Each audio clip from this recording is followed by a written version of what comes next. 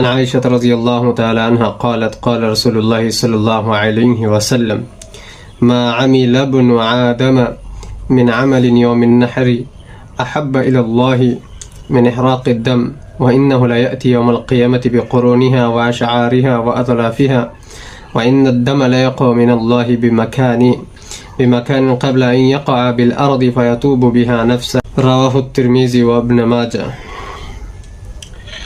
মিশকাত শরীফের 1470 নম্বর যেটি হাদিস, সে হাদিসের ভিতরে বর্ণিত হযরতে আম্মা আয়েশা রাদিয়াল্লাহু তাআলা আনহা হতে বর্ণিত আছে, তিনি বলেন হযরতে রাসূলুল্লাহ সাল্লাল্লাহু আলাইহি ওয়াসাল্লাম তিনি বলেছেন যে কোরবানি ঈদের দিন কোরবানির আমল থেকে উত্তম কোন আমল আল্লাহ পাক রব্বুল আলামিনের কাছে নেই।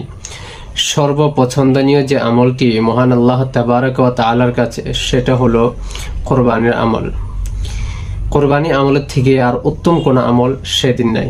এই জানোয়ারটি রাসূলুল্লাহ সাল্লাল্লাহু আলাইহি ওয়াসাল্লাম বলে কিয়ামতের দিন এই জানোয়ারগুলো, কোরবানির জানোয়ারগুলি তাদের পশম, তাদের শিং, তাদের চামড়া ইত্যাদি ইত্যাদি খুর সহকারে কি হবেন, উপস্থিত হবেন এবং এই জানোয়ারের জবাই করা যেটা রক্ত মাটিতে পড়ার আগেই আল্লাহ সুবহানাহু ওয়া তাআলার কাছে কি হয়ে যায়, কবুল হয়ে যায়।